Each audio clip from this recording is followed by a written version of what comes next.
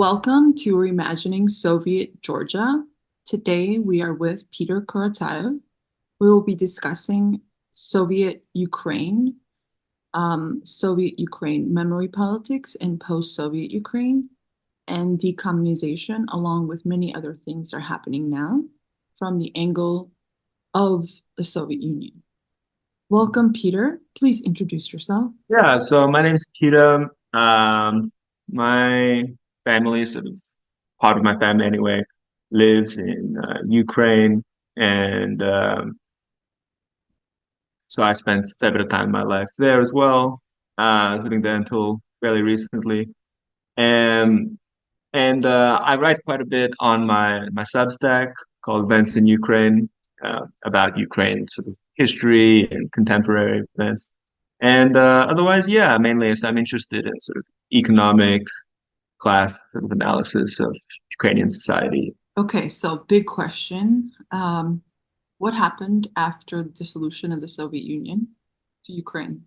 Yeah, it's definitely a big question. Well, I mean, I guess in a broad, big picture, um, the way that the dissolution of the Soviet Union looked like in Ukraine, similar to Russia to a large extent, is that sort of the economic elite in the Soviet Union, the so-called kind of red directors that were in charge of the big Soviet factories, they kind of took power and kind of displaced the Communist Party. Obviously, lots of Communist Party leaders, they still had power as well in the post-Soviet period, but it was kind of this economic class that gained sort of political power in the 90s. And Ukraine is a bit different to Russia because I guess with Russia, everyone knows that in the 90s there was this huge shock therapy and really rapid privatization. In Ukraine, that did happen, but it was a lot slower than in Russia. Privatization in Ukraine really took off around the mid 2000s after the Orange Revolution, 2004, when this pro-Western candidate came to power. It really began at a rapid pace around then, and then it basically continues to the present. Um, and So it's a bit more of a constant privatization, economic liberalization, whereas in Russia you had the 90s really hardcore liberalization, and then moved towards more presence of the government in the economy. So I guess that's a broad picture of what happened after 91. So, what has happened since then, and what does it look like now, memory politics around the Soviet Union? Since very much it seems like, well, on Twitter, let's say, um, there is a very devout anti-Soviet sentiment by the people, of course, English speakers that are on Twitter and so on, who are trying to mediate between Ukrainian society and the West. Um, and this idea that the hammer and sickle now is somehow being used by Russia. So this is another hatred towards the Soviet Union because, like a couple of times some Russian soldiers used hammer and sickle. So tell us more about that. Well, I guess what sort of happened in Ukraine after 2014 when there was the Euromaidan uh, change of government, or however you want to call it, where the Yanukovych government was replaced through this coup, street protest, however it can be described, with this very pro-Western government, is that since then there's been this sort of identification of Ukrainian like nationhood and I guess like the conception of what it means to be Ukrainian with anti-communism and economic liberalism, it's economic like hardcore neoliberalism. Obviously anti-Russianness as well. Um, and with the wartime, this is just accelerated. Obviously it's been become far more overwhelming. I'd say that, I mean, because it's interesting, when you look at polls in the 2000s and so on, Ukrainian support for joining NATO was below 20% throughout the 2000s. And even in 2013, only 13% of Ukrainians supported entering NATO, 2012, 2013. So people were like really not keen on it. But then the Euromaidan happened, and they tried really hard to push through this very like monolithic conception of what it means to be Ukrainian, and any sort of dissident conception is sort of criminalized and so on. Um, and I guess it's interesting how I think from the Marxist perspective, it's not just that there's this, violent ethno-nationalism, because often when you talk about Ukraine, people say, ethno-nationalism and so on. That's true, but also I think it's really always important to make the link between the ethno-nationalists, right, and the economic liberals that want to see privatization of the economy and so on, and openness to Western capital and so on. Because what happened essentially is that um, in Ukraine, it's still an economy that depended to a large extent on these big Soviet factories, millions of people employed in these factories, especially in 2013. I mean, now like less so. So that's kind of one of, if not the main reason why joining the EU was quite a controversial sort of topic. And people, especially in these eastern, southern areas where people rely on these factories, they weren't so keen on, like this kind of simple ethno-nationalism, joining the EU, joining NATO. But then by creating this new kind of form of really exclusive ethno-nationalism that identifies being Ukrainian with being anti-communist and so on, they were able to actually implement these economic reforms they wanted to, this economic liberalization, privatization, and so on, and basically say that if you're against these reforms, you're a communist, you're like a Russian fifth columnist, and so on. And they work together, hand in hand, like these sort of street ethno-nationalists, like neo-Nazi groups, and then the sort of liberals in power. Um, so I think that's how I think it really should be seen. And still, like today in the war, you have in wartime, you have this whole sort of narrative, right, where Ukraine is, fighting for Europe in this sort of idea of like for freedom, for individual freedom, for like free market democracy is how it's framed, against this sort of oppressive East, which is, neo-Bolshevik and neo-communist. It's the way that you'll see like the Azov people always framing it, well, like we're fighting against neo-Bolsheviks and so on. Whether that's, true or not, like I think it's kind of almost irrelevant how true that is, like in terms of like, how Russia is or whatever. But what's more important is that they use this narrative to justify internal policies inside of Ukraine, in that we need to privatize everything and we need to economically liberalize, because if we don't do that, we're being just Russian, right? We've become these sort of degenerate Eastern barbarians and so on. So I guess that's how I'd see what you're asking about. So with sort of ethno-nationalist project tied to now Europe, what what does it look like for everyday people until I mean, the war, of course, puts insane amount of stress on people and refugees and ruined cities and so on. But what does it look like even before the war? Like, what were the conditions after the Soviet Union? Yeah, I think it's really interesting to have a look at agriculture, because in contemporary Ukraine, there's this whole sort of narrative around, especially this idea of the Holodomor in the 1933 famine in the Soviet Union is made to be this policy that targeted Ukrainians in particular, and but also more generally, there's this sort of idea that Soviet agriculture was totally incompetent and so on. And then nowadays, Ukraine is this agricultural superpower.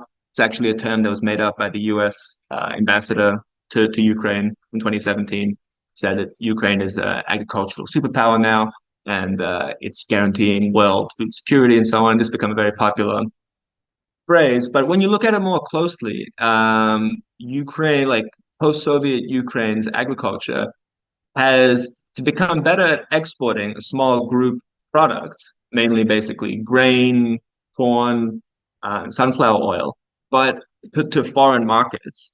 But in terms of actually providing for the well-being of, the majority of the population home, it's gotten so much worse. And that's because basically in the Soviet period, the farms obviously they were owned by the state. And but beyond that, agriculture was a lot more diversified. You had so much more of agriculture was dedicated towards food items, for instance, like for instance, buckwheat. Buckwheat is a really it's kind of like the most common food for the poor historically in Russia and Ukraine. And An example of how bad the situation with buckwheat has become is like, for instance, in 2019, Ukraine imported twice as much as it exported, and like the amount of sown land dedicated to this crop declined by 10%.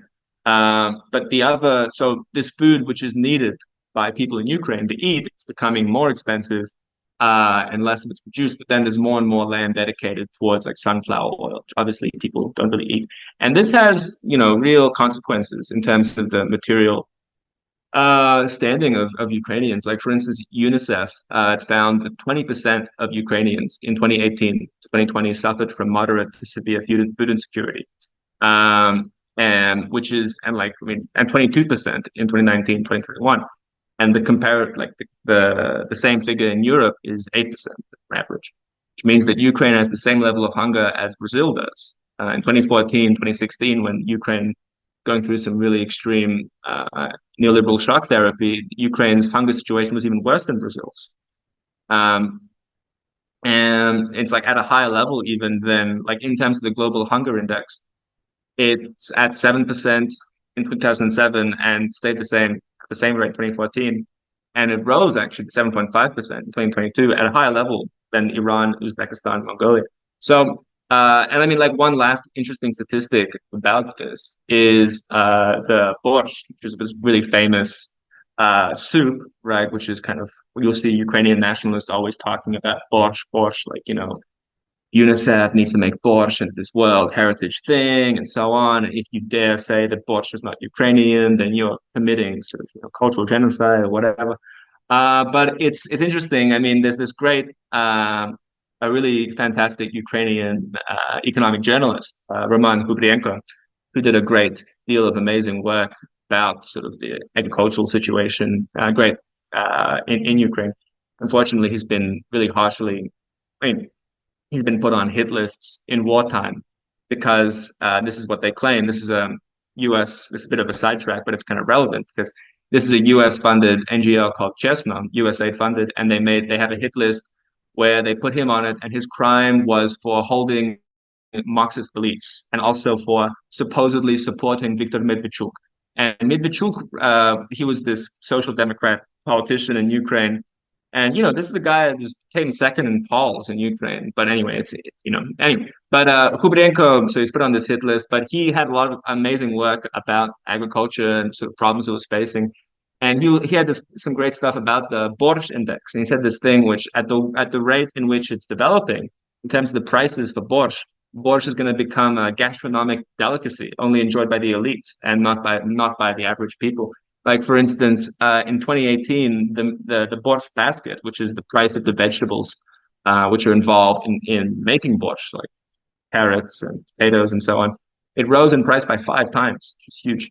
And that's because basically Ukraine imports almost all the ingredients now from other countries, often Western countries, but also from Belarus and even from Russia.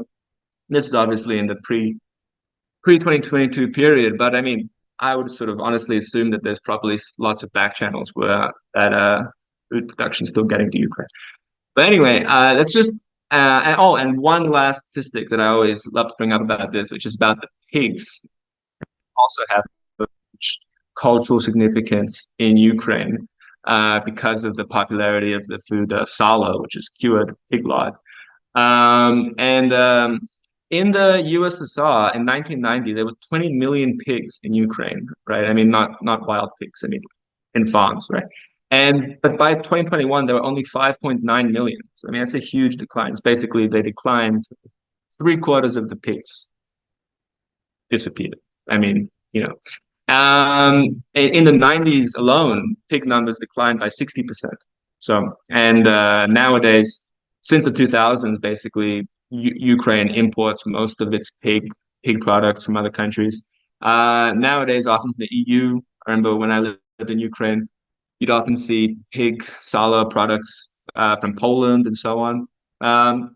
So there's so many different examples in which agricultural capacity, it's actually worsened in terms of feeding people and helping people in the way that it should, and it's become a pure profit-making enterprise. I actually wrote about some of the agricultural policies in Georgia a few years ago, and I came across this EU attaché who said that hachapuri, our national dish, which is cheese bread, was it says it is a shame that hachapuri is produced with imported wheat.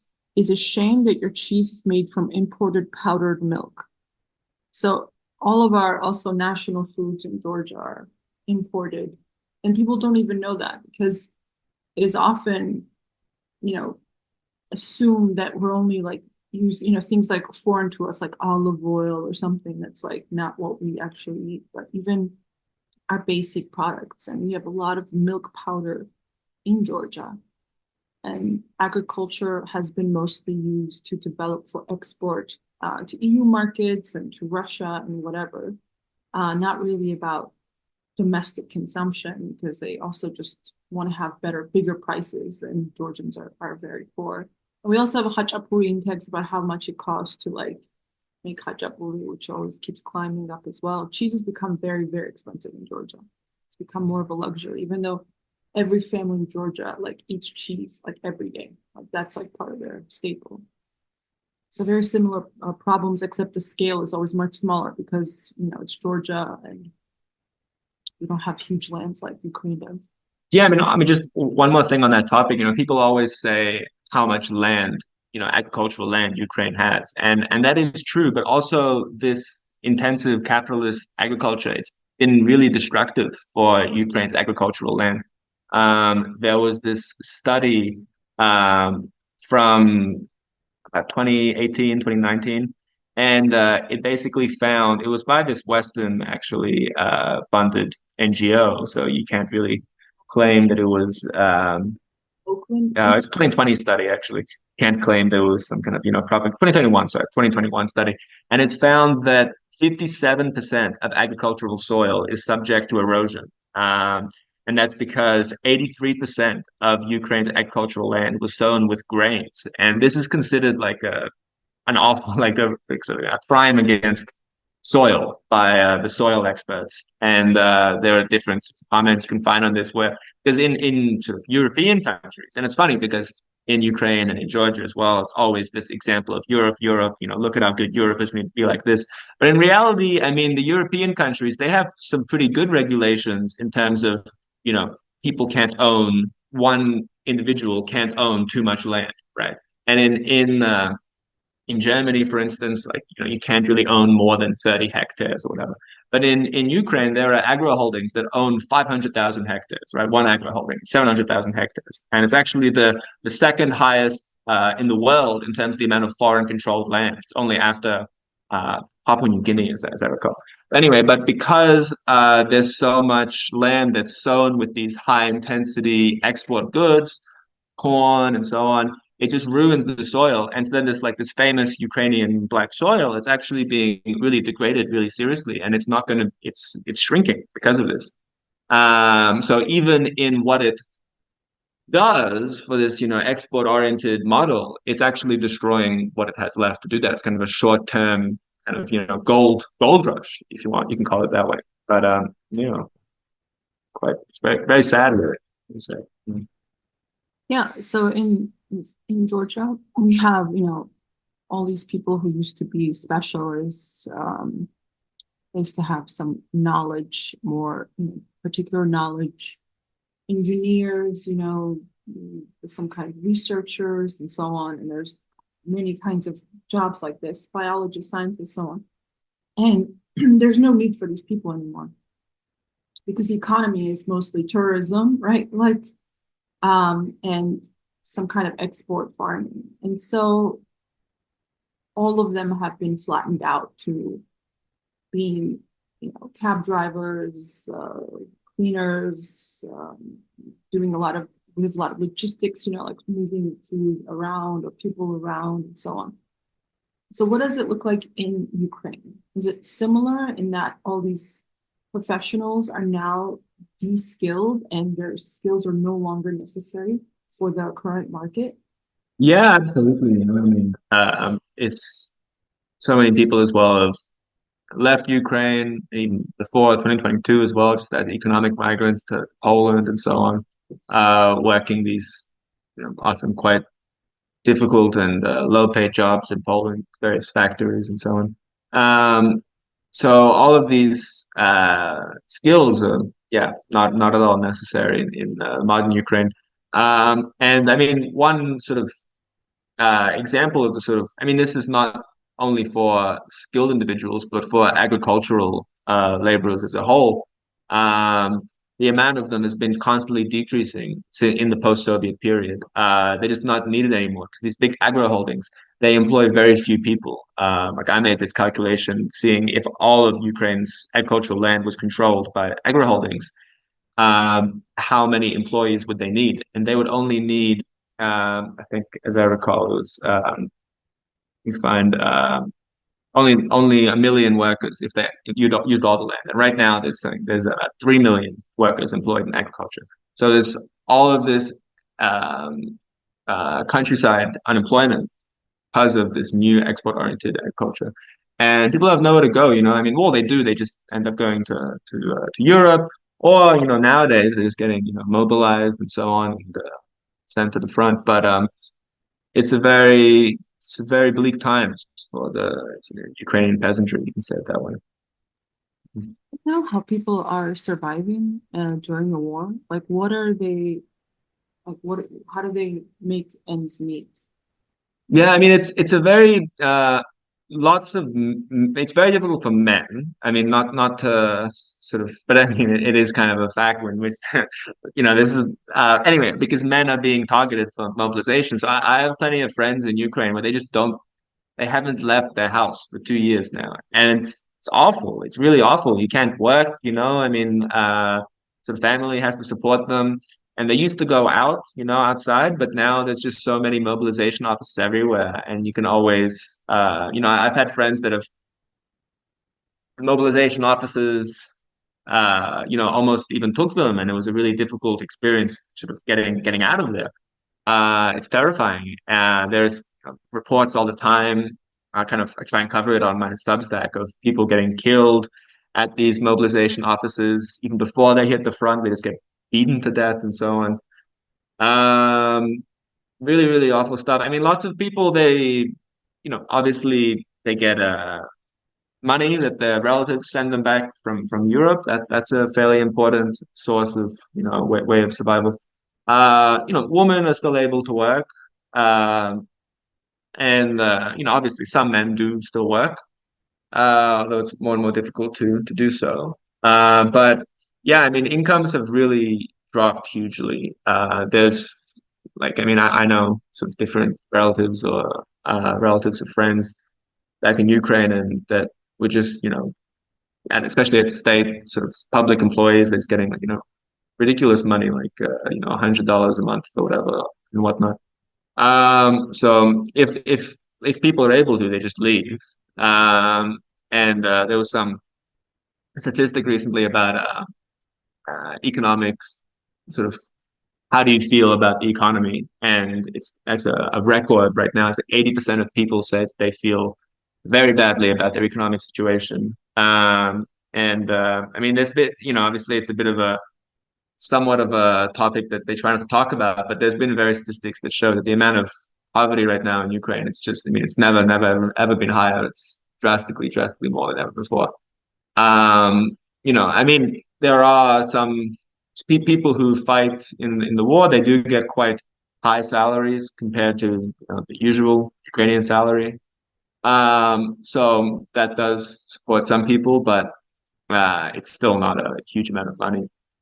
So it's very, very difficult times. And there's there's a reason why people are struggling so hard to leave the country, like swimming through the river Tisa on the border, right? And where they get shot at, killed. There's been several cases of that being killed by the border guards on the Ukrainian side. They use dogs to hunt them down, and there's interviews with people like the border guards with the dogs saying how they, love hunting down the draft dodgers and stuff. People drown in there. People even try and cross into Belarus, even though it's a totally mined border, and you can, so it's a very, very, very desperate situation. What's been confusing to me, confusing in the sense that, like, why would Zelensky adopt all these sort of more hyper neoliberal reforms during a war? Usually, like, one thing we can sort of exert, some concessions, some concessions from the ruling class is usually during war. It's like one way that, we can exert pressure, and the war economy is generally more centralized. They give out more benefits and so on, just kind of like the pandemic, right? So what's been confusing is Zelensky's gone even more neoliberal during this time. Well, Russia has actually done more war economy, trying to bribe, its soldiers with cheap loans or houses or whatever they're doing, while Zelensky has been much more about crack down on labor code, even though there is the soldiers get paid. Still, I don't know about what does it look like, like during this time, like wouldn't there be more help from the state instead of less help? So I guess, can you enlighten me? I don't know why that is happening, or maybe I'm wrong and it's not happening. No, I mean, you're correct. I think the main reason why is because Ukraine does depend on military aid from the West, from the US, and so on. And the West has always demanded from Ukraine that it implement these so-called reforms, right? Well, I mean, they are reforms. It's just they're presented in a very kind of positive, abstract way. But these, neoliberal reforms, privatization, and so on. And that's always the condition for being, in the good graces and for so. So as I see it, as I understand it, I mean, Zelensky and the Ukrainian government in general, the past 10 years, they they see it that they need to conduct more neoliberal reforms in order to get more aid from the West. And that's not an illusion, that is true. I mean, I think the question here really is more like why exactly the West does this? Why does the US do this for Ukraine? And you would assume that, if they want Ukraine to be more militarily powerful against the Russian enemy, then they would sort of help it develop its own military industry. And this, but what's happened has been the opposite, which is, for instance, there's been these endless sort of dramas over the uh, Ukrainian military industry in the post 2014 period. And I mean, really, because the problem is that this military industry, it was all like Soviet military industry, all these factories and so on, and they were really these were also the most high tech sections of the Ukrainian economy, and this was actually the most high tech sections of the Soviet Union. The Soviet Union had the most uh, highly developed, technologically advanced production in Ukraine, in eastern Ukraine, Dnipropetrovsk in particular, which is a bit of shows how it's not exactly true. This kind of whole myth that this idea that Ukraine was awfully exploited and so on by the Soviet Union. In fact, they had the most advanced industry here. But anyway, but then the problem was in the post-Soviet period, this military industry it was still quite connected with Russian military industry, in that Russia was often the main market for lots of these advanced like helicopters, rockets, and so on. just because this was the old Soviet, supply chains where these, and then Russian military industry required these high, like for instance, Russian helicopters, they required these Ukrainian engines from this famous factory, Motor Sich. But then that meant that so then the leaders of these factories, they were often quite pro-Russian, although they also had their issues with Russia in that they were competing with Russian business, so they it wasn't really as simple as they was pro-Russian. But anyway, but they did favor more economic integration with Russia because it would help their business and so on.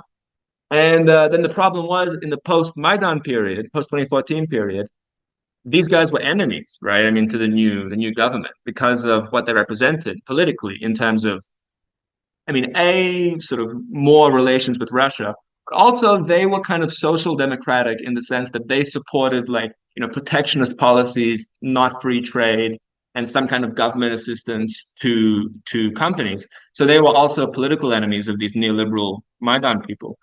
And so the Maidan people, they really tracked down really hard on any economic cooperation with Russia, which really destroyed these military companies like Motor Sich. And this was the most technologically advanced factory in Ukraine and military industrial as well. And it really kind of collapsed essentially after Maidan, huge, huge decline in its production and export. There were various attempts to like try and, work with Turkey, Bayraktar, and so on, but it never really worked out. And then in wartime, the head of the factory was arrested. They said he's a Russian spy, and so on and so on. And so, and the factory doesn't do anything. And so this is kind of the contradiction, I would say, that they kind of couldn't really actually develop military industry because they were suspicious of the interest represented. And also, like the working class was often quite concentrated in these military industrial factories, and they would generally vote for these so-called pro-Russian parties because they didn't like, neoliberalism and so on, which is fair because they wanted their jobs to remain, which is fair enough. And so this sort of idea was to get rid of these factories as a dangerous political force. It's actually interesting. I was reading about Chile under Pinochet recently, and Latin American sociologists they also argue that the um, the deindustrialization under Pinochet, because the industry also really declined under Pinochet, was also had this political aspect, which they wanted to get rid of the industrial working class because this was the support base for the socialists and the communists and so on. And I think that's totally true in Ukraine as well. Like, you always had this stereotype among the liberals, which is that, you know, the Eastern, working class, they're all like Soviet, Russian, communist, or whatever. Not even communist, but just like like they want government assistance. They're like, they want handouts and they're lazy and their production isn't so advanced. We should just buy planes from the US instead of making our own planes. And this is what they did, like they were all these kind of scandals, you know, the Interior Ministry, they would just buy helicopters from France, like really kind of low quality helicopters, which actually resulted in this awful crash in 2015 when all of the Interior Ministry was killed in this helicopter crash because they used these helicopters that are actually illegal in the EU because they're very low quality. These French helicopters, and like the Norway, they banned them, and Ukraine got them sold for like a low price from Poland, as I recall. And instead of buying domestic helicopters, which Ukraine has, right? Anyway, so I would say like that. There's this political aspect, but there's also just this general neoliberal sort of hysteria where it's, I mean, I've been following the sort of military industrial aspect, and they do genuinely believe. Like I listen to these Ukrainian journalists that are really into all, the drone production and stuff, and they really genuinely believe that uh we need to support the creation of a free market for drone production because Ukrainians are creative. The free market is creative. Russia might make a lot of drones. They make more drones than us, but they're not so creative, and we can still win through creativity. And then they'll complain that Russia they take our designs and then they just make more of them. But it's like, well, I guess that's kind of how it works in war generally. I mean, you can be quite creative, but if you can't make that many of them anyway. But they do genuinely believe this. Sometimes there have been, because I mean, the past year or so, the US has been sort of demanding that Ukraine try and make its own stuff because they don't they don't have so much to give out. So there's occasional sort of discussions of, oh, we have to make more military industrial factories, but it kind of just overlooks the fact that, yeah, there's been this huge brain drain the past 20 years and so on. 30 years really in post-Soviet period. You can't just make a factory just like that overnight if you've sort of gotten rid of all the potential all that long. There's one of the few kind of, I guess you can call him Keynesian, somewhat left-wing economists in Ukraine, Alexei Kush, and he talks about this where like, nowadays it's popular to talk about making, a million drones or a million, artillery shells and so on. But we can't, but we've been doing this whole neoliberal shock therapy for decades and we don't have any more engineers and we don't really have these factories and we can't just switch it on just like that. So I guess that's how it's a really interesting topic. I'd say. We have a similar thing where we're going to interview these people talking about we need to have an industrial plan for Georgia and how the memory of the Soviet Union, the sort of anti-communist narrative actually shaped a lot of the economic policies that then led Georgia to go down the drain in so many ways, right? Like we've discussed and similar things in Ukraine. This obsession that Soviet Union was bad and we should not take anything from them, that period, that we should learn nothing from it. We should just wholesale reject it. And everyone who is, has good memories or still holds on to any kind of Soviet positive memory is suspicious. And we need to then fund all these things to get them to change their mind, and like literally tweak with their memories, right? Or make them so afraid that they don't speak up. And similar also in Georgia, like mining areas and where there's factories are of course way more pro-Soviet because they remember things back how it was. Those are the people that made me question my own understanding of the Soviet Union, which was very, very shallow when I first got back to Georgia. So, and why this Reimagining Soviet Georgia podcast even exists is because of the workers.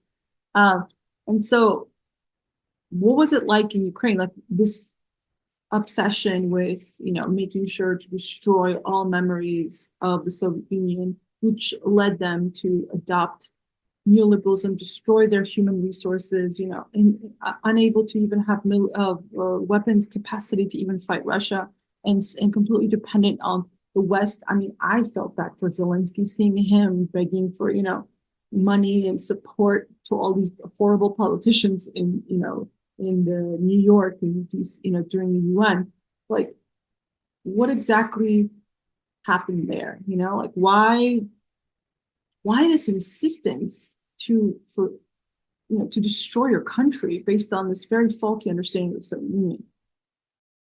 Yeah, I mean, I think it's important to keep in mind that it really is a fairly small kind of minority of the country. Most polls sort of show that this consistently, I guess, nationalist, aggressive section of the population. It's something generally around 20-30% population. It's also some close, a fair bit bigger, but kind of close to what you can call, I guess, this urban, creative class, coders, and all that sort of thing. And these people are really committed to it. Most people in general are fairly depoliticized, trying to survive in very, harsh conditions. But what sort of happened since the 2000s is that the US and the West in general start pumping in this huge amount of money into Ukraine, but not, for everyone, right? But for create this kind of class of loyal, um, I guess you can call them intellectuals, but I think it's often straining the concept a fair bit sometimes when you listen to what they say and sort of level of argumentation. But and they're quite open about it. I mean, there's that famous line by Victoria Nuland, from the U.S. State Department, where she boasted in 2014 that the U.S. spent $5 billion in Ukraine over the past 30 years promoting democracy. And I mean, in 2021, Ukraine was the number one destination in terms of USAID fund destinations. So $300 million of USAID funding in just 1 year. That's a huge amount of money in Ukraine. You know, I mean, it's a very, people are living on quite low salaries. There's one sort of, according to the state statistics, in 2020, 85% of Ukrainians earned less than $290 a month. Obviously, lots of people also get informal incomes. Maybe that's not reflected in so much, but still, it shows a huge drop from 2013 when 50% of Ukrainians earned less, that amount. But what I mean is like $300 million in USA funding. That's a huge amount of money, and it's not going to that many people. It's like let's say 2 million people, something like that. Well, that's a huge estimate of it. Really, it's like a couple 100,000 people really that are really in this NGO sector or surrounding it and so on. And then also you can, I mean, add in today as well in terms of the military as well, but that's a bit of a different question because people in the military actually, I mean, in my experience, and people that I know that I keep contact with in Ukraine that are in the military, some of them even in very, very infamous or close to very, very infamous battalions, they have quite unexpected opinions about ceasefire and the war and so on that we expect. Anyway, but the people like these journalists, these NGOs and so on, they're really committed to, fighting to the end and so on and so on. Because I mean their income depends on it. I mean if Ukraine stops being like this frontline state, right, in geopolitical terms, that's not going to be the number one USA recipient anymore. Um and so they are really committed to it. So when I said about the military, in reality, lots of people in the army are actually pretty happy with the ceasefire right now. I mean, I just follow different telegrams and so on, and also just I know people that are like, and I know I have this one old close friend of mine who actually is now in Azov. I haven't talked with him for years, but I talked with his other close friend, who I know as well. He managed to leave Ukraine. And he's totally, with ceasefire. I mean, with the war is, run for as a racket and corruption and so on, and they're just killing all the men in Ukraine and blah blah blah. But lots of soldiers, especially those on the front line, like they're seeing what's happening. These, the best, all the soldiers getting killed and so on, and they just want an end to it. And they think that these NGO, USAID sponsored journalists that they're idiots, that they have no clue about the war. And the thing is that these journalists, right, these anti-corruption warriors and so on, that are constantly yelling about the need to mobilize more people and so on, they don't fight at all. And there's been lots of actually scandals about this recently where they like, for instance, one of the most famous of them, Shabunin, this neoliberal anti-corruption NGO guy, who's always meeting with the US, consulate and so on. He doesn't serve in the army, according to him, because uh, he has flat feet, right? Meanwhile, like people who are genuinely blind are being like, mobilized into the army. Um, so they're incredibly hypocritical, and a lot of soldiers think they're just total hacks, total grifters, and that they're not willing. They're happy for war to continue on forever because they're not feeling the cost of it. And often I'll follow these. Even there's one very interesting Azov sort of telegram. It's got a bit of a different opinion to the more popular Azov telegrams. He's also like a hardcore like neo-Nazi. I'm not saying he's a cool guy, or whatever, but this guy is called Tales of the Fourth. It used to be called Tales of the Fourth Reich. Now it's called Tales of the Fourth Empire. It's run by this Azov sergeant guy, and he thinks that that the EU, they're happy for Ukraine to fight for 10, 15 more years, and but meanwhile all of the best Ukrainian warriors will get killed, and he thinks it's ridiculous. He wants Trump to win. He thinks Trump's gonna like stop the war and so on. Anyway, what I mean is that really the most militaristic and just insane people aren't actually often aren't the actual soldiers, right? There are lots of insane soldiers as well, don't get me wrong. But the most consistently insane people are generally these sort of NGO journalists and so on, that are protected from mobilization, but they just love yapping on about it and about the war on from the safety of like, their studios. You mentioned previously um, that the Ukrainian economy is going through this kind of radical transformation, but it's like using the war to do it, obviously. And the Russian economy is going through a similar kind of transformation, becoming more of a war Keynesian economy, while the Ukrainian economy is kind of like leaning into this more neoliberal model, it seems. And I know that you and Sopo discussed some of the effects that this has had on certain aspects of life during the wartime. But how is this affecting everyday people and everyday in Ukraine today? Like, how would you say you're seeing, whether it's through medicine or through people's daily life or anything? Like, how are you seeing people being affected by these economic transformations through the war? Yeah, I mean, one interesting thing is with pensions, for instance. I mean, already in 2020, the prime minister was saying that there's not going to be any pensions in 15 years' time because of the demographic issues, and also, I mean, sort of general, it's kind of IMF idea that the Ukrainian pension system is too generous and can't exist and so on. But in wartime as well, like the Minister of Social Policy, one of the people in the ministry, Daria Marchak, in June, she was saying that Ukrainians actually need to be happy to have a later pension because through some sort of machinations for how this complex pension system will work.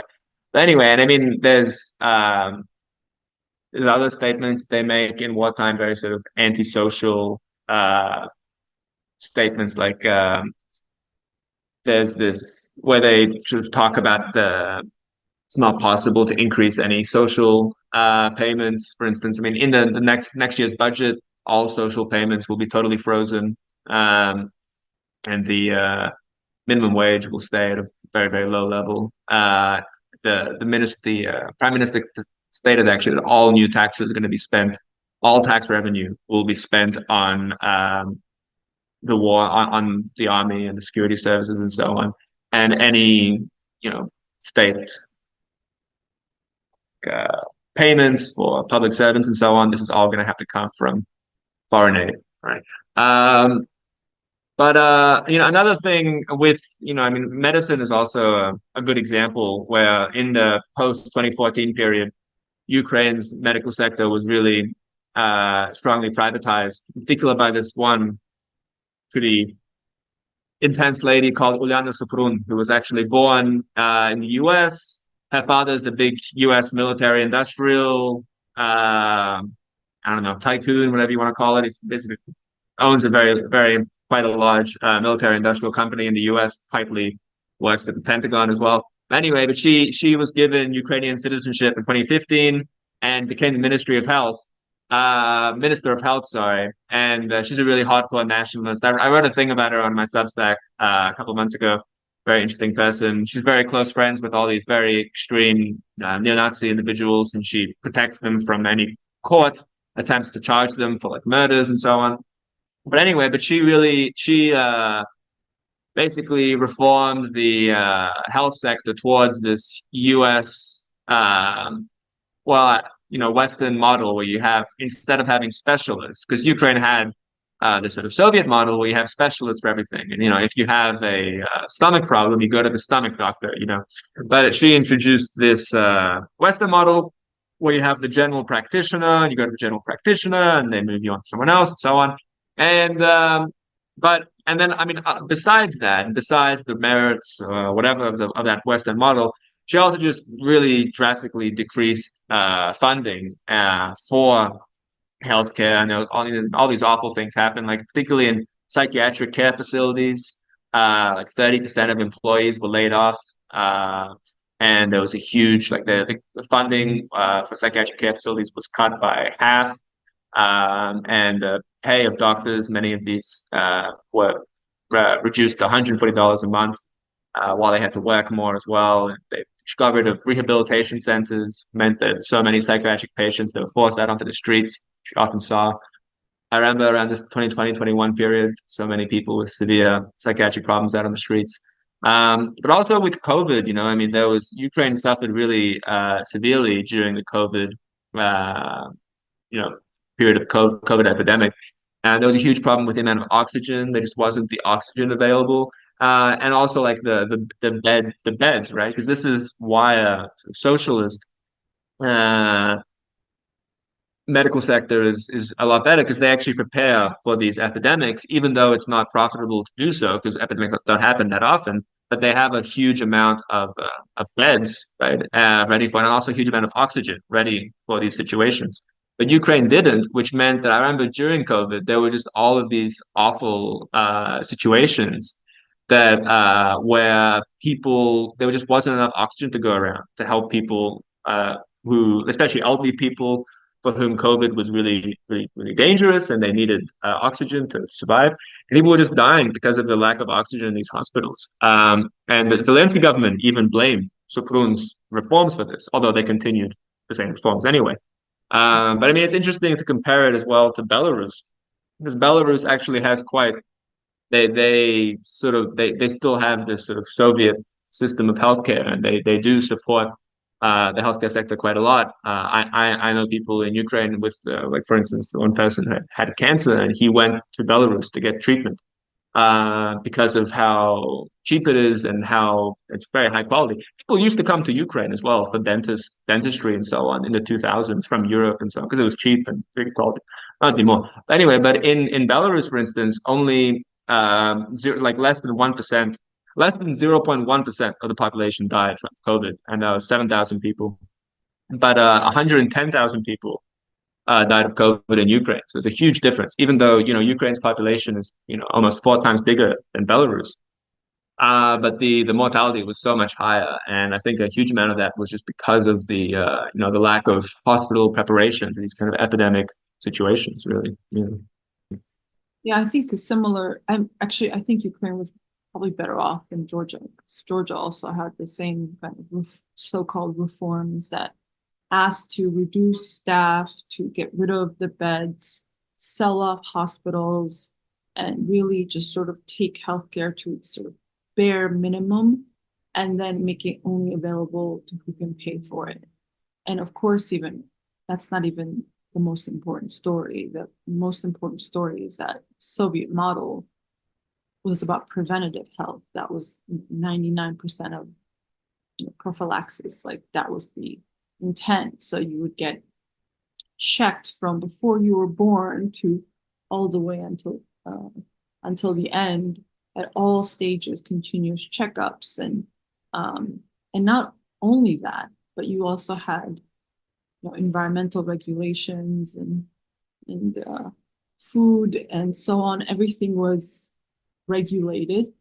Therefore, all the sicknesses, if you look at post-Soviet Georgia, almost every kind of sickness, maladies are through the roof now because our food is poisoned, our environment is poisoned. We don't have regular checkups. People who need help, they cannot get help.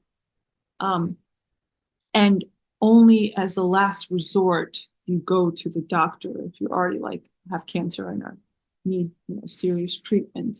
And even then, you often go to Turkey or Germany or somewhere else if you can. And the most popular reform was universal health care, which then was taken away and made it into target healthcare, because private corporations, when you have almost everything privatized, were just milking the state budget and then sending a lot of this money back to foreigners as investors. So it's really one of the most horrific models, I think. It sounds like Ukraine also has similar problems, though I actually think it might be better there than in Georgia. Yeah, it's just one little thing about the regulation. I mean, one thing with agriculture is that there's this huge problem in terms of dairy products, where so many of the so-called dairy products in Ukraine, they're actually not made of milk, where they're like, and there've been these different, like this journalist I was mentioning before, Roman Huryenko, he did lots of great work on this as well. And I mean, also just like the Dairy Association of Ukraine, they announced like, look, we're producing, like Ukraine is producing an amount of dairy products which is impossible given the milk production and imports, which means that the dairy products are not being made with milk, made with chemicals. Lots of it was with, there was some statistic where it was something around 50% or something were made with palm oil without it being said so, and so on. So very unhealthy, yeah, like very low quality food, just because of the lack of regulation and just the way that the sort of free market approach was, the businesses know how to do everything best, so we leave it to them. So that's just one example as well of how this agriculture and health sectors kind of interact in this post-Soviet context.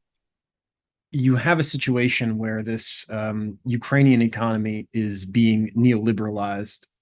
Ukraine is fighting a war, right? Obviously, there's growing tensions between some of the Western patrons and even the Ukrainian state on how to conduct this war throughout. I mean, throughout the whole period, right?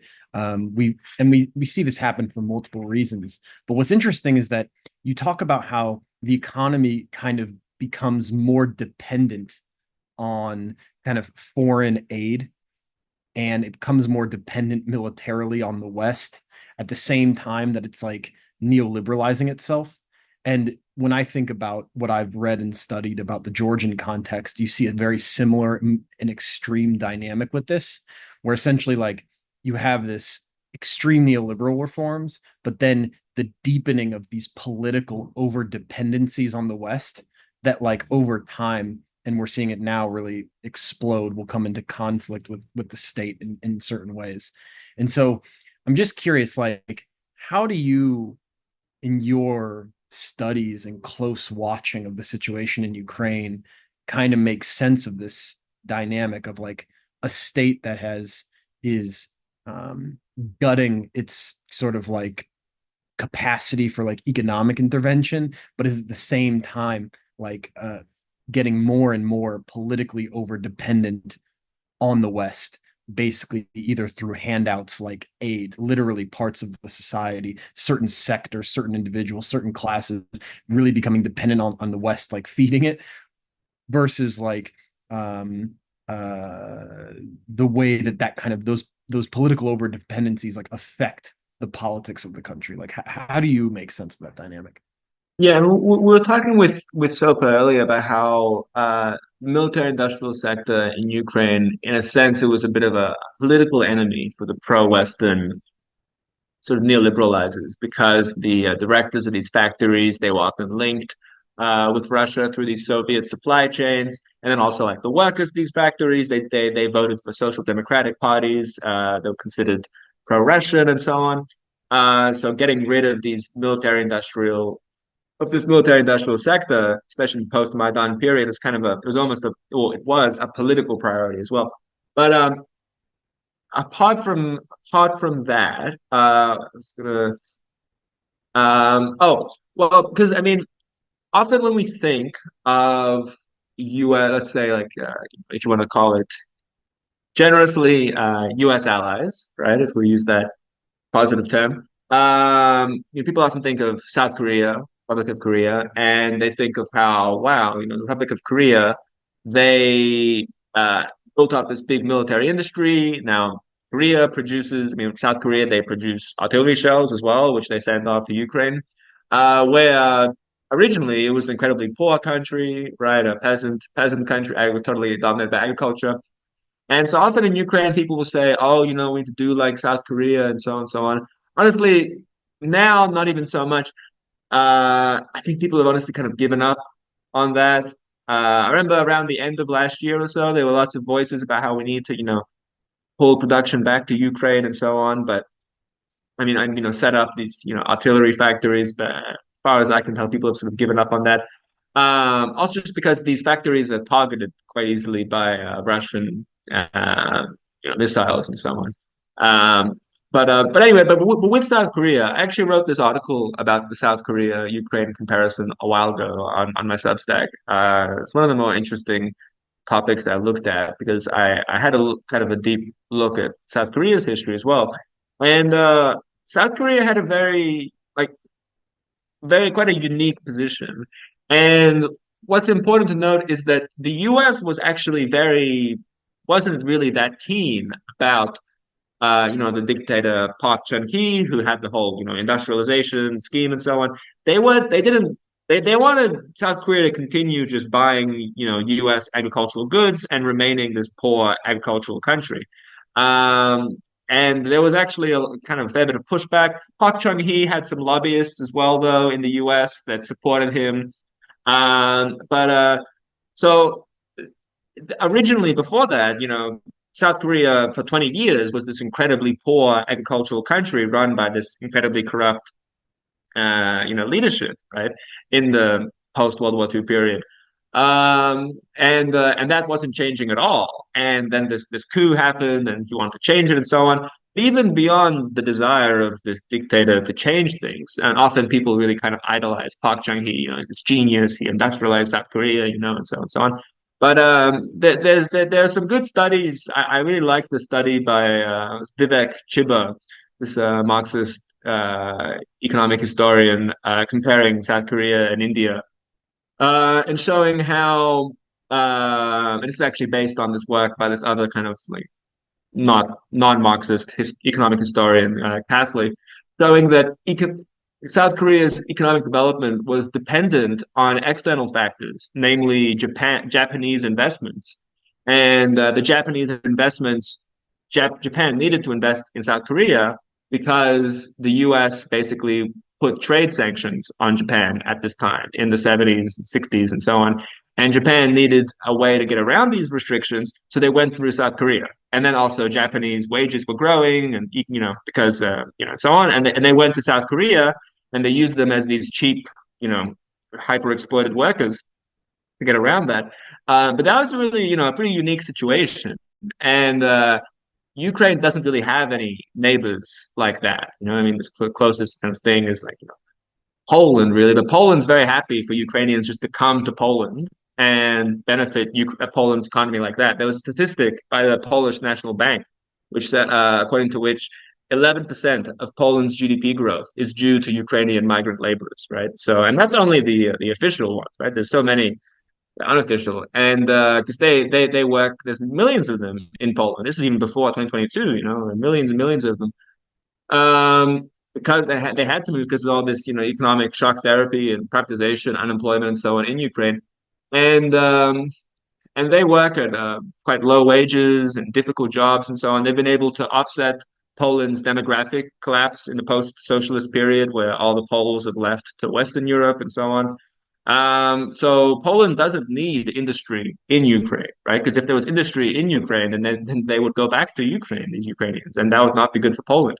So I think that generally, like the fact that the U.S.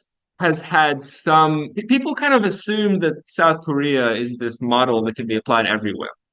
But it's not true. And South Korea was a very exceptional situation. And most U.S. allies are nutcases, right? Where they get nothing done. You look at average, U.S. ally in Latin America and whatnot, and it's a total mess.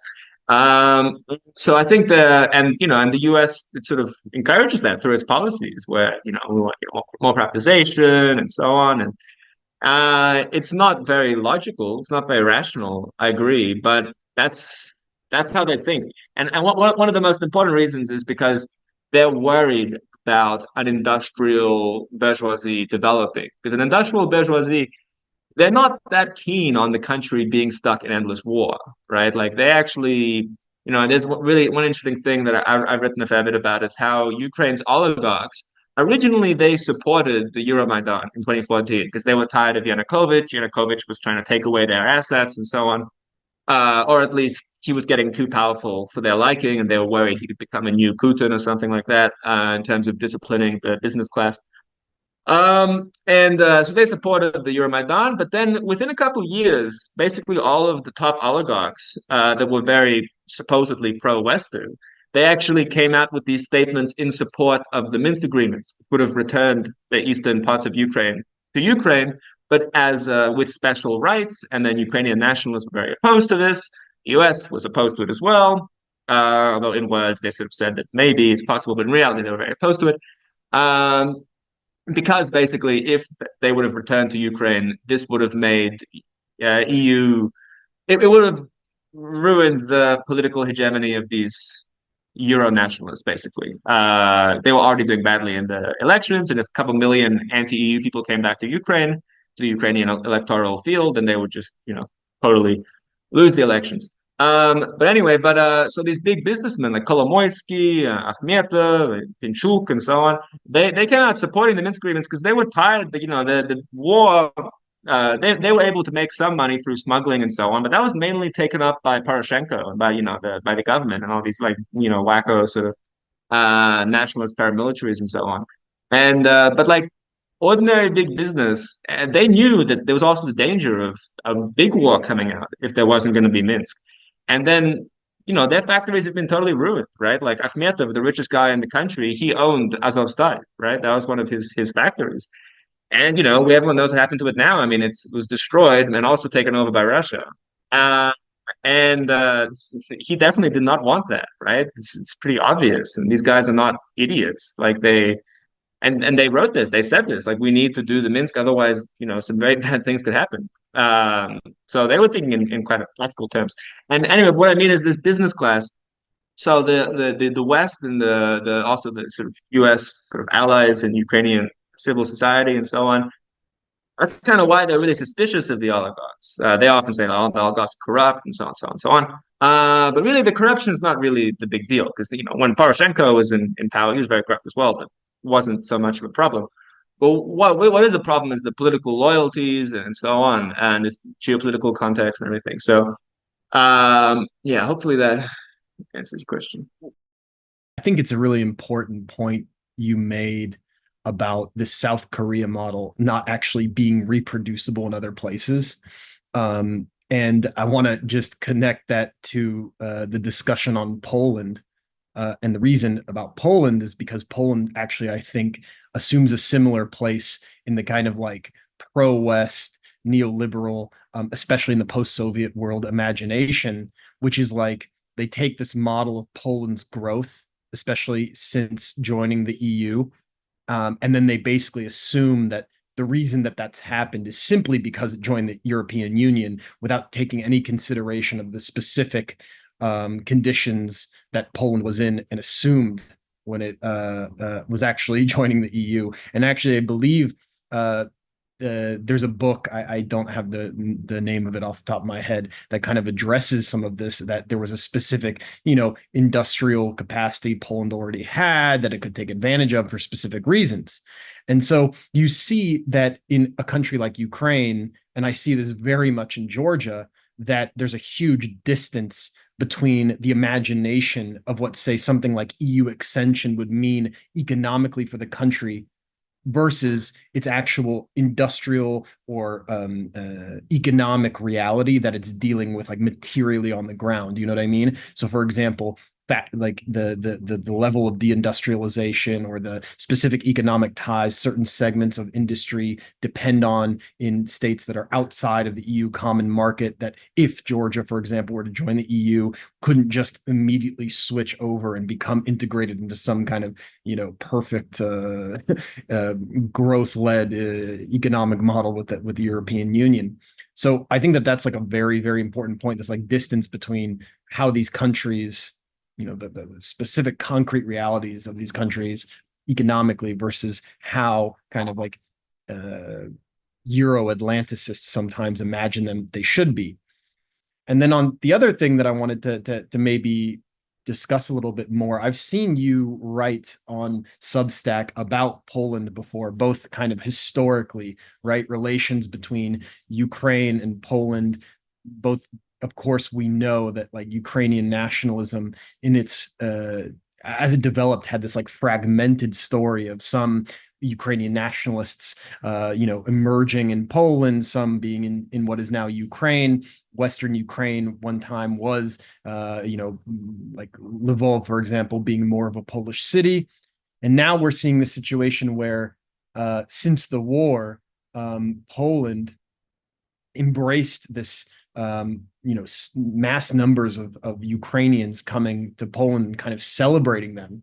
But what's interesting is that if anybody's been to Poland, they know that there's like long been hostility towards a kind of Ukrainian underclass working in Poland, right?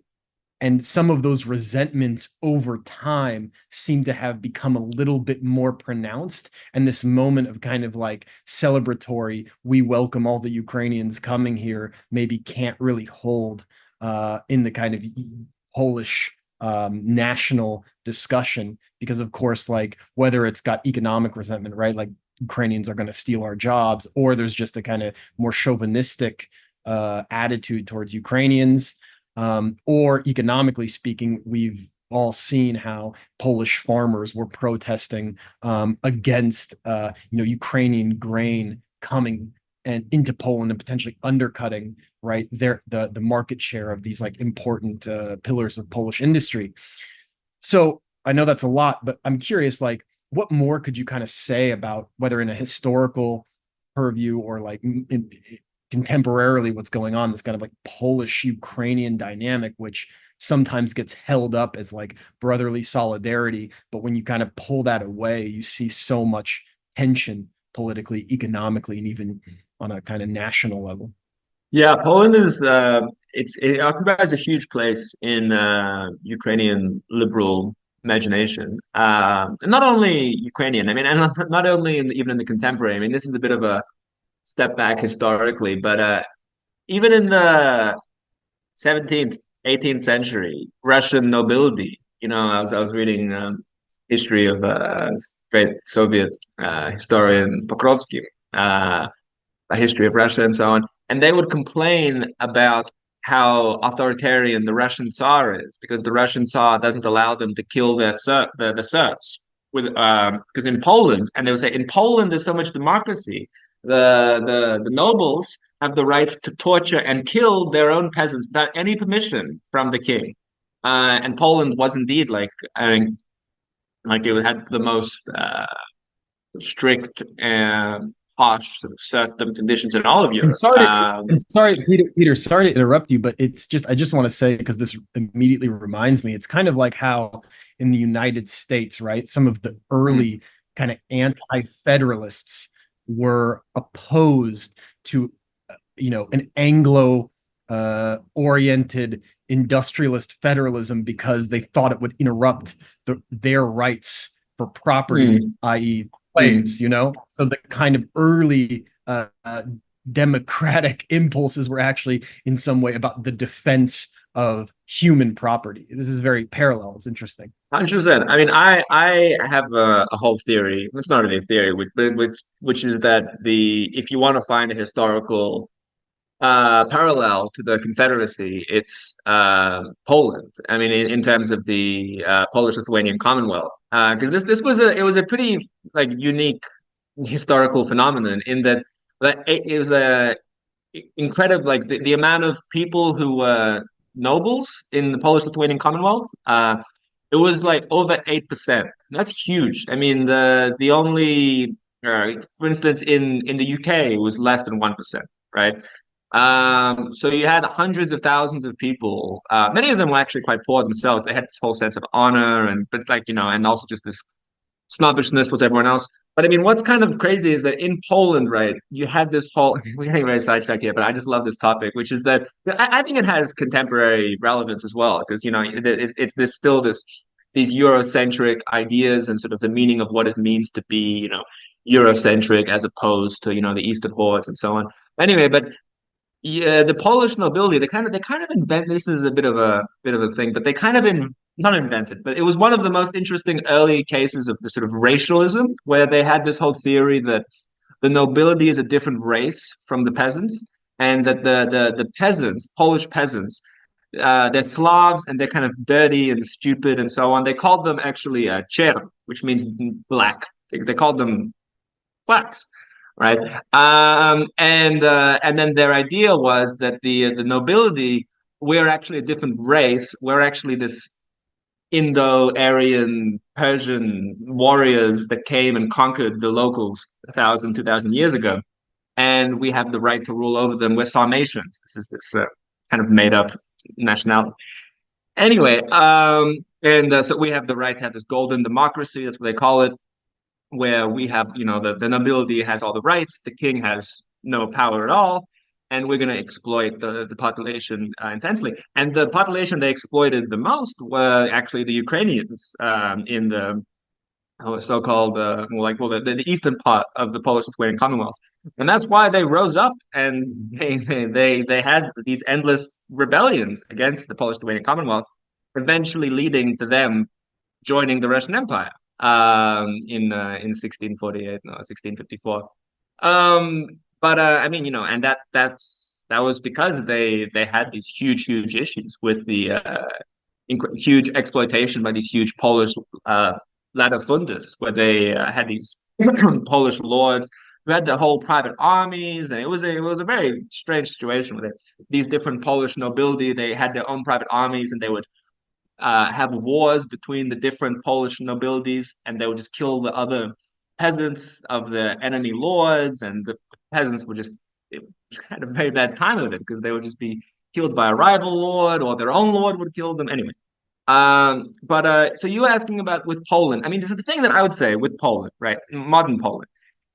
If we just get up some basic statistics, how much money has Poland received from the EU since it joined? Poland has received 181 billion euros in EU structural funds between 2004 and 2020. In comparison, Romania, which is a smaller population than Poland, but not by much, by about 30% smaller population, it's only received 55 billion in structural funds. And these are the funds that go for infrastructure, really important in terms of economic development, transporting goods and so on and so on. So Poland got 3 times more of these EU funding than Romania did, even though the Poland population is not that much bigger than Romania. I lived in Romania for a short period after Ukraine when I had to leave because of the war. And Romania is a very desperate place. Like, I mean, in many respects, Romania is a kind of a worse place to live in terms of living standards than Ukraine is, really, which is pretty impressive, really. I mean, Ukraine's not an easy place to live, but in Romania, like everyone's left. There's just infrastructure is very bad. And there's problem with collecting the rubbish and so on and so on.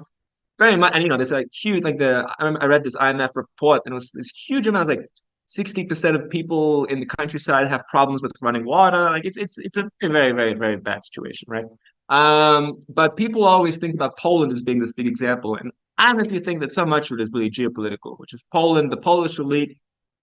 They really positioned themselves as being, and that's how, same thing with the Polish-Lithuanian Commonwealth back in the, 15th, 16th centuries, 17th centuries, where they always positioned themselves and would go to Rome, to the Vatican, and to the other, and also to the Holy Roman Empire. I mean, that was already after, but to the Western European countries, basically saying, look, we're this bastion of Catholicism against the Turks and the equally heretical, Orthodox, Russian Orthodox, and so on. So you need to give us money, and which to some extent happened, to some extent didn't.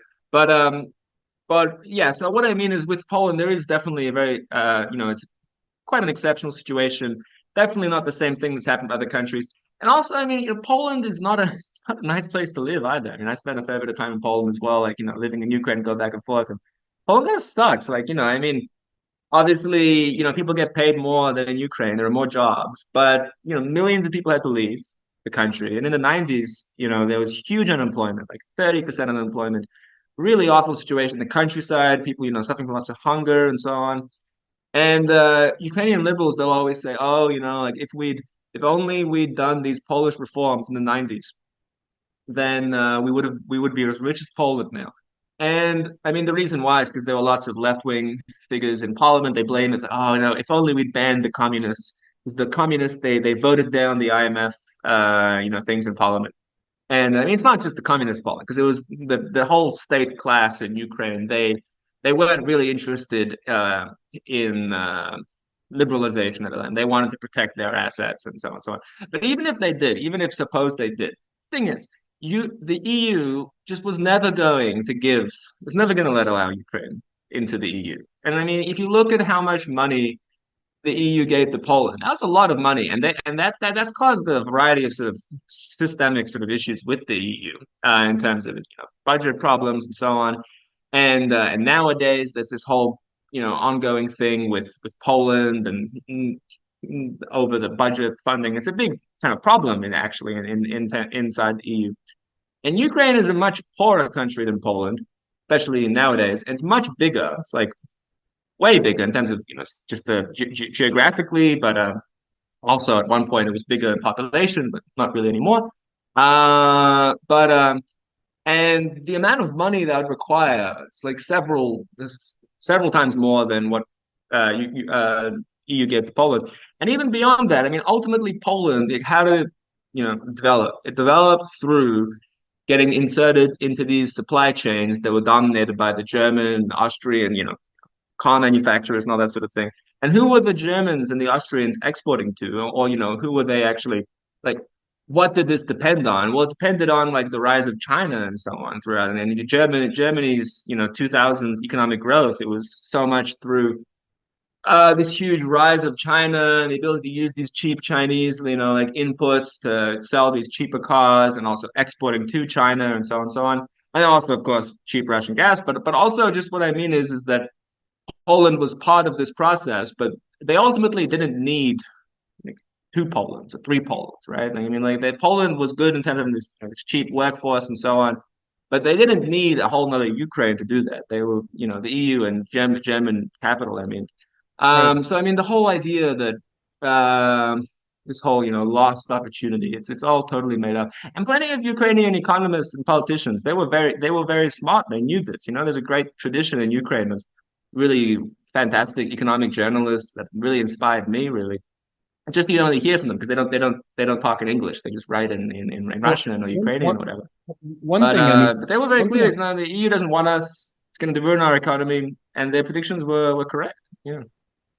I think that the one thing that you bring up that I think is very important for people to understand is that um, Poland kind of represents this like shift of power inside of the EU that I think makes actually some of the kind of like older Western European governments very nervous for a number of reasons, right? Because of course, like as you know, Poland is becoming this massive military power. I think its military power is kind of rising at a rate much higher than any other EU state. They've basically, ironically, and maybe paradoxically, they are the most kind of Atlanticist and integrated with like your American military capacities, yet at the same time have become a much stronger and paying more by percentage of GDP on its military and security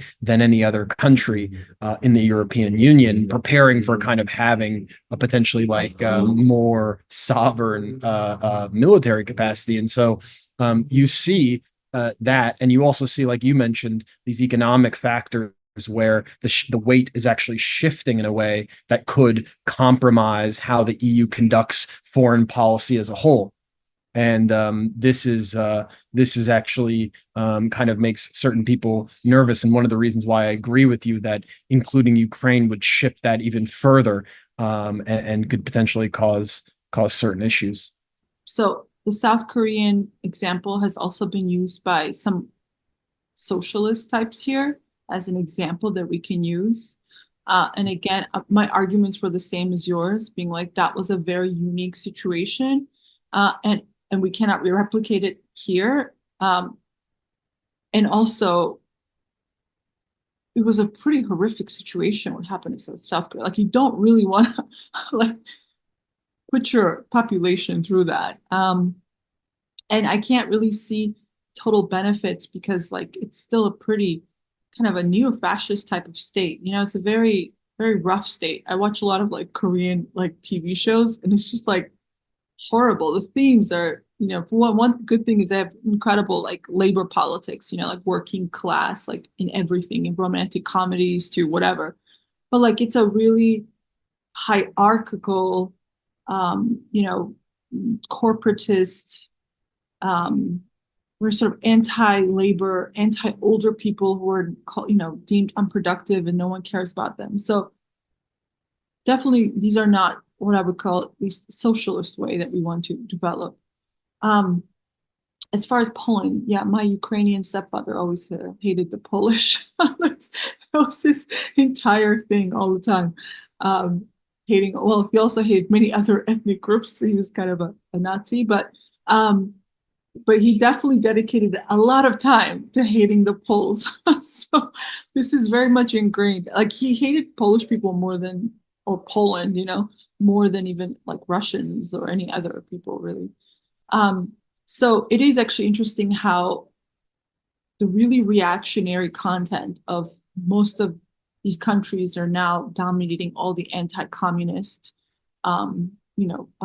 rhetoric and narratives have, very reactionary history that is never even discussed. Like, what are some of these ethno-nationalists, like, points? Like, what do they really want? What has it been like? Why have they disliked the Soviet Union, and even like, also Georgia has also very similar parts as well, where it's like there were there was tension between the Georgian nobles with getting rid of serfdom with the Russian Empire. That was, it's also understandable because the Georgian nobles, like their entire economic model, they were not able to build capitalism. They were mostly stuck in this same kind of land and peasant serfs working them. So when the Russian Empire tried to pull those serfs, they did undermine their economic base. So it's understandable in that context. Of course, absolutely not understandable because, well, why should the serfs be serfs and not be liberated? So there's definitely so many things like this that we're not allowed to talk about, or we're very much vilified of some of the progressive points that a lot of these ethno-nationalists were against. Definitely would die for it, die to preserve the reactionary structures that supported their power base. So anyway, those were some of my comments. And yes, Peter, let's end with your last comments that you want to make. I mean, just one, I think interesting to finish on this kind of general theme, which is the sort of problem that Ukraine faces at the moment, in which there's this huge mobilization. People, every single person, every single man is expected to be ready to sacrifice his life uh, for the government, right? And even though but in reality, this is a government that's, I mean, the sort of problem is post-Soviet, uh, a social contract essentially was that the government will leave the life of the everyday citizens. And this was presented as a good thing, and no more totalitarianism and so on. And we're going to build a free market. But also, I mean, the whole idea was we're not going to bother you any, really. I mean, and then all of a sudden it's comes out, no, you actually have to sacrifice your life for this as well. There was a really interesting interview. I'm not sorry, not an interview, but a Facebook post by this Ukrainian journalist, Artyom Ilyin. And he's like this classic sort of pro-Western, so on, nationalist journalist. But he was actually mobilized, so he wasn't well connected enough, essentially. And he made this post. This was back what in August. I wrote about it when it came out, where he was reflecting on his experiences and saying how most of the people I'm serving with, they're rural, from Western Ukraine, poor rural men. And he was saying how he was shocked that they don't trust the government. And all they do is talk about how the government's corrupt and how people, only the poor get mobilized. And there was this really and he was saying, "Oh, this is so awful. We need to educate these people, these stupid poor people, that really, it's in that they should be happy to serve and so on and so on." But he said it's a big problem. But there was this quote that he had, which is that that a significant portion of the people around me openly state, in my 30, 40, 50 years, the state hasn't given anything to me except a Kalashnikov. Why should I be a patriot? Which I think is a very powerful quote, really.